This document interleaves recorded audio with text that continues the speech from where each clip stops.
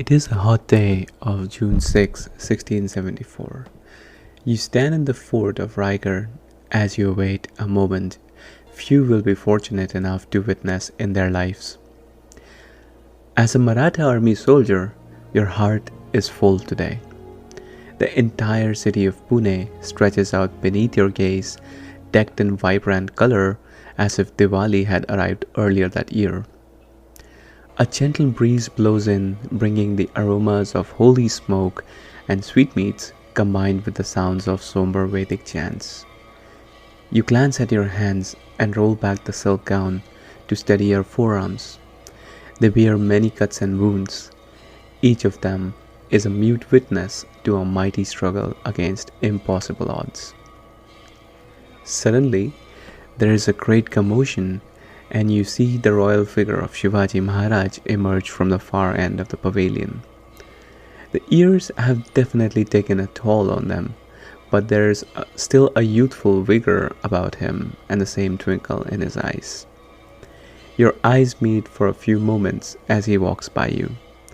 He smiles and nods, recognizing your years of brave service to him. He sits on the throne in Vajrasan and proclaims himself Chhattrapati, the Lord of the people. You get goosebumps as you take in the magnificence of this spectacle. Despite the joyful occasion, you feel a deep sense of loss as your eyes travel over several empty spaces around the court. Spaces that were once occupied by brave warriors who happily laid down their lives for the vision of Hindavi Swaraj.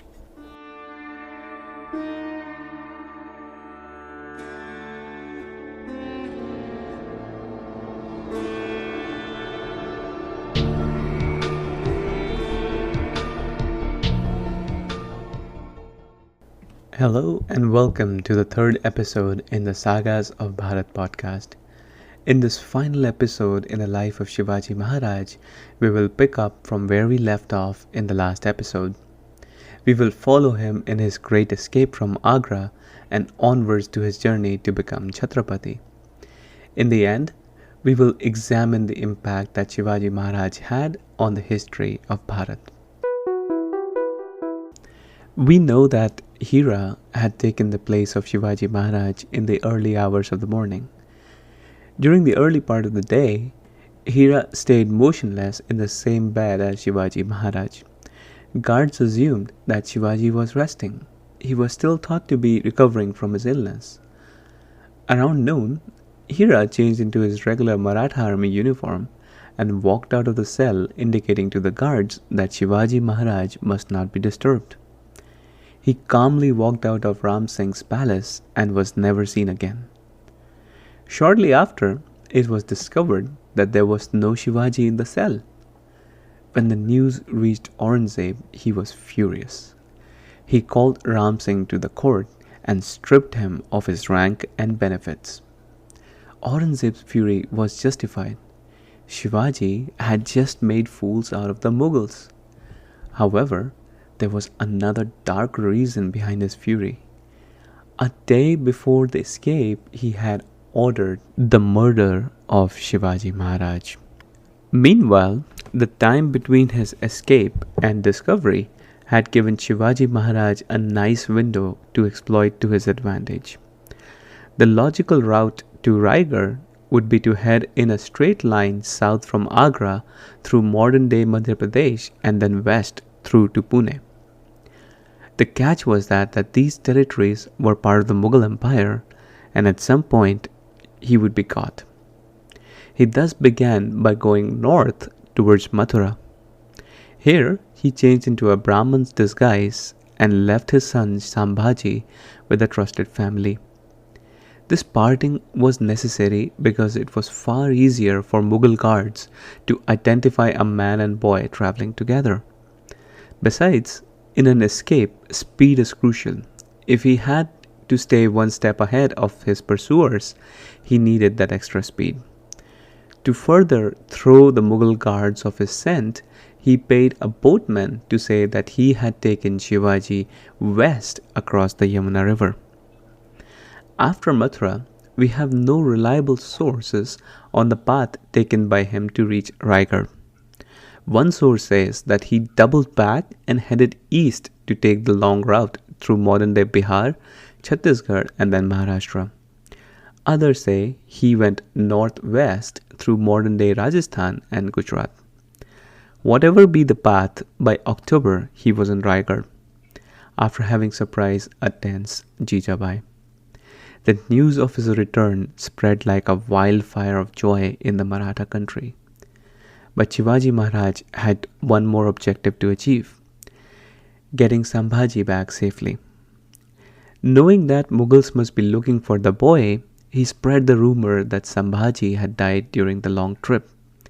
He publicly appeared very sad, often crying in the presence of his men. This finally convinced the Mughal spies in the Deccan that the news was genuine. The search was called off. As soon as this happened, the family caring for Sambhaji was notified and they travelled to Raigad by the direct route. And what became of Jai Singh? He was very alarmed at the news of Shivaji's escape. Aurangzeb recalled Jai Singh to court. Some sources say that he died on the way to the court, while others say that he died after being poisoned by Aurangzeb himself. Ram Singh was soon appointed back as a commander of an army to Assam, where he too died of the plague. The commander of Deccan was now another Rajput by the name of Jaswant Singh. At this point, however, neither side desired war.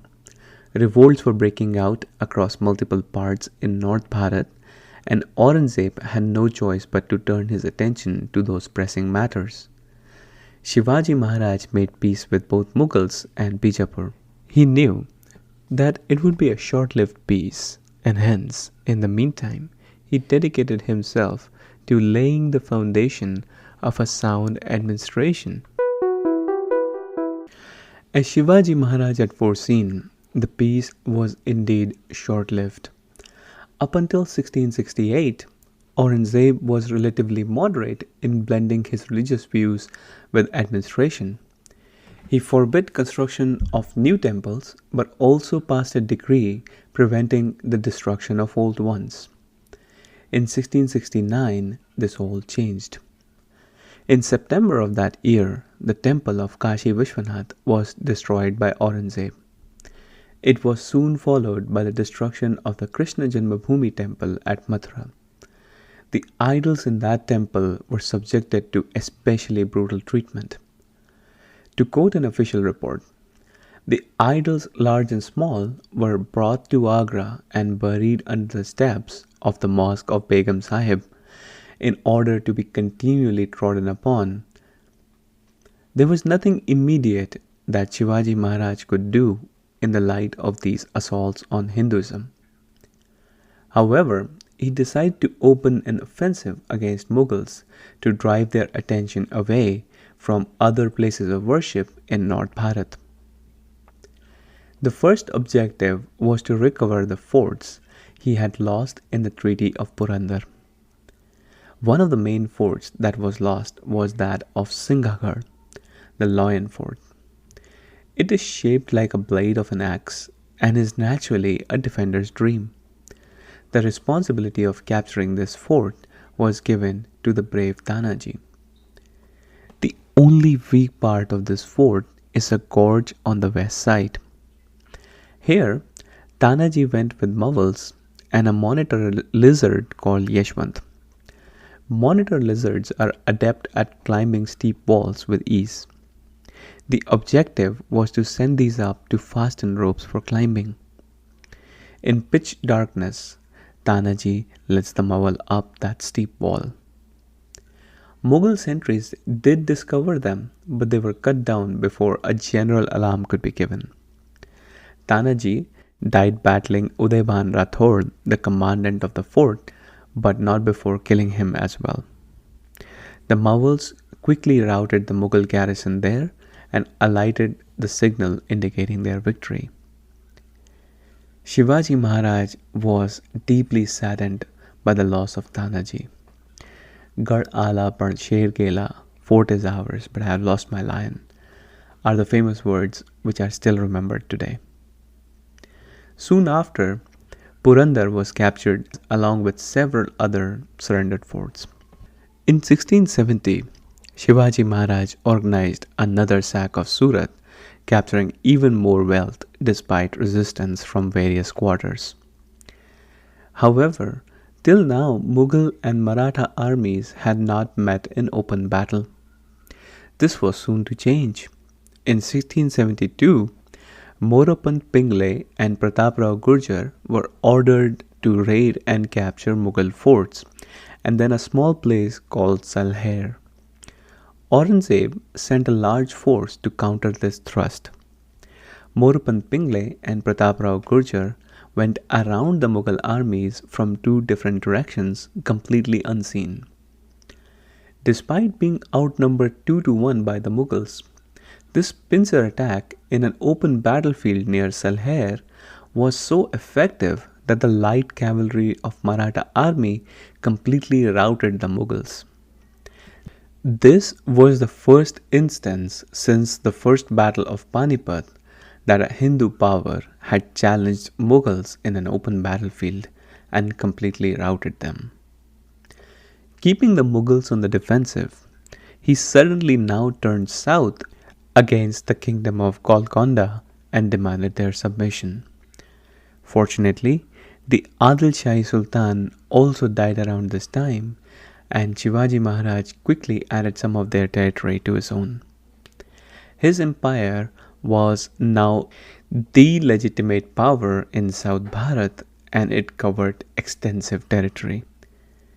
He now announced that he will crown himself the king of Hindu Bharat with the same rites that had accompanied the coronation of past glorious kings.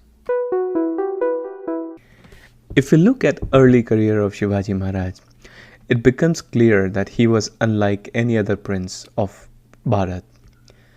While most were content to receive benefits from either the Mughals or Adil Shahis, he was fiercely independent-minded.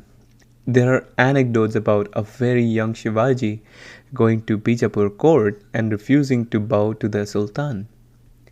Similarly, Afzal Khan had also sent him a letter where he vents out his anger at him. "You audaciously brandish the trappings of an emperor, sitting upon a golden throne and meting out punishments and rewards?" We also know that Shivaji Maharaj's seal told about his ambitions to be a king. There are kings in history who inherit great empires and either take it to new heights or lead it to ruin. Then there are other type of kings who carve out an empire from seemingly impossible conditions. Shivaji Maharaj belonged to this rare second class of kings. He had dreamt of creating a Hindavi Swaraj, and now in 1674 he was unquestionably the most powerful man in central South Bharat. However, he did not decide to declare himself as king out of a personal ambition. His reasons were more practical. In order to rule over a large territory, he needed to have some sort of social sanction to issue orders and pass laws. Nowadays, people participate in elections for this purpose. In Shivaji Maharaj's time, it was done by the spectacle of coronation. One other thing that we know about Shivaji Maharaj was his intense love for the true Vedic culture of Bharat. Hence, when he decided to ascend the throne, he wanted to have the same Vedic rituals as were described in our Itihasas for kings like Sri Ram, Yudhishthir, and so on. Kagabhat was one of the highest learned priests from the holy city of Kashi. He had witnessed the destruction of the holiest shrine of Hindus and the submissive attitude of forced resignation that was prevalent in Hindu society. He had long admired Shivaji Maharaj for his commitment to the cause of the Hindavi Swaraj. When he heard the news of the imminent coronation, he offered his services to preside over as the head priest. Shivaji Maharaj gladly agreed. The road to coronation was not smooth, however. The Brahmins in Bharat have always lived on the charity and donations by powerful monarchs of their times. The strict code of conduct forbade them from engaging in any other pursuit except that of knowledge. However, during Mughal times, this very need of accepting charity led some of them to bend their principles and accept lavish donations in return. Now, Shivaji Maharaj was not a man who could be bought or flattered with false words. They became alarmed that if he ascended the throne, their power over the Hindu society would be significantly reduced. Hence, they started to assert that Shivaji Maharaj belonged to a lower caste and thus was not fit for being a ruler. This allegation is baseless, of course, since we have written evidence from his father Shahji, who says he is a Rajput in a letter to Adil Shahi Sultan. The main purpose of these assertions was to damage Shivaji Maharaj's image in front of the public. However, the love for Shivaji Maharaj in people's heart was far greater than the flimsy excuses by these vested interests. Some of these Brahmins were eventually convinced to join the coronations, while others were turned away. The coronation was a grand affair stretching for more than a month. The capital city was decked in vibrant colors. The atmosphere was both of anticipation and seriousness. Shivaji Maharaj performed the Tuladan, giving away gold, corn, wheat, etc., equivalent to that of his weight. Finally, he ascended the throne amidst the sound of conch shells and Vedic chanting. I can only imagine the electric atmosphere as Bharat regained her Hindu monarch after nearly 5 centuries. The occasion was not fully joyous, however. Jijabai passed away on June 16, 1674. It was a serious blow to Shivaji Maharaj since she had been his spiritual compass and a voice of courage when he was faced with impossible odds. Different powers in Bharat reacted differently to Shivaji Maharaj's coronation. I found Aurangzeb's reaction to be aptly the most melodramatic of them all. When he was presented with the news of the coronation, he retired to his inner chambers and stayed there without food or water for 2 days, striking himself repeatedly and berating his God for forsaking him and giving the scepter of a rule to a kafir. In my opinion, despite all his brave face and fight against Marathas, Aurangzeb somehow knew that Shivaji Maharaj's coronation heralded the change of the ruling order in Bharat. Shortly after his coronation, Shivaji Maharaj fell gravely ill. Perhaps it was the strain of previous years of campaigns or the shock of the loss of his mother. During his period of recovery, he reflected on his past campaigns and decided that he needed more protection in case Mughals sent another able commander like Jai Singh and there was no Shivaji to oppose him. Shivaji Maharaj was a realist. He knew he was surrounded by Muslim states which were militarily weak but were immensely wealthy. If the Mughal Empire tried to surround him, these states would simply buy themselves out of the trouble. With this thought, he turned his attention towards the southern parts of Bharat. In 1676, with his health fully restored, he began his preparations for this campaign. The timing, as usual, was perfect. Mughals were engaged in subduing rebellions in north along with the Rajput rebellion. The next year, Shivaji Maharaj set out with 70,000 men. This was the largest Maratha army ever fielded in history up until that time.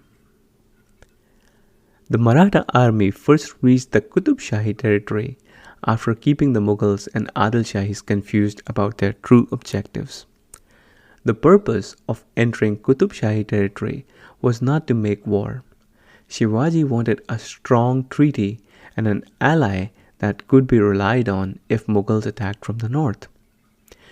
Using personal charm and diplomacy, the Qutub Shahi Sultan was won over and remained a loyal ally to the Marathas.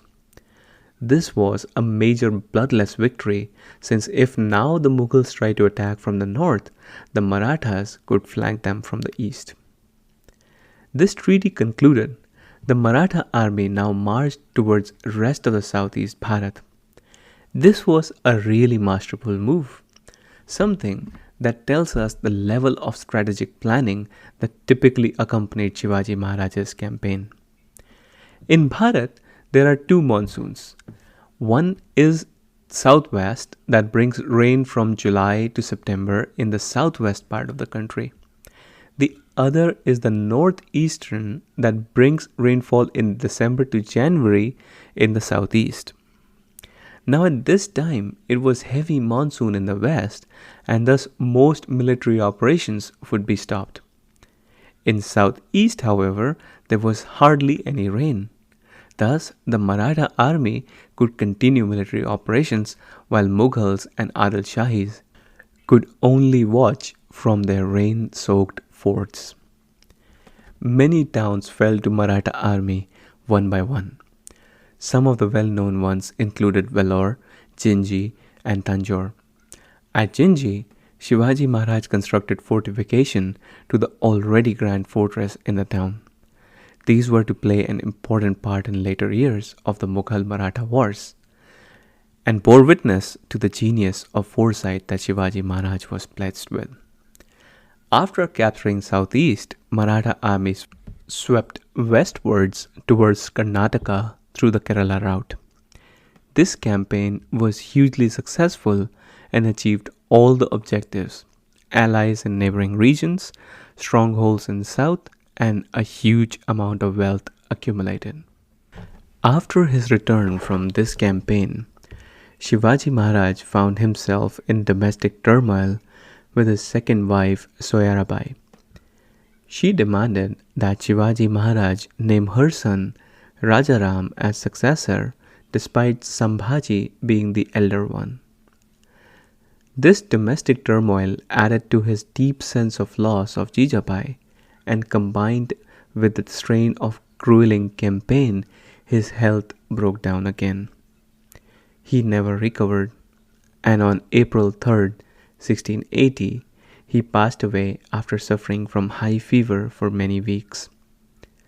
At his death, the Maratha Empire was a blazing torch for Hindu hope in Bharat.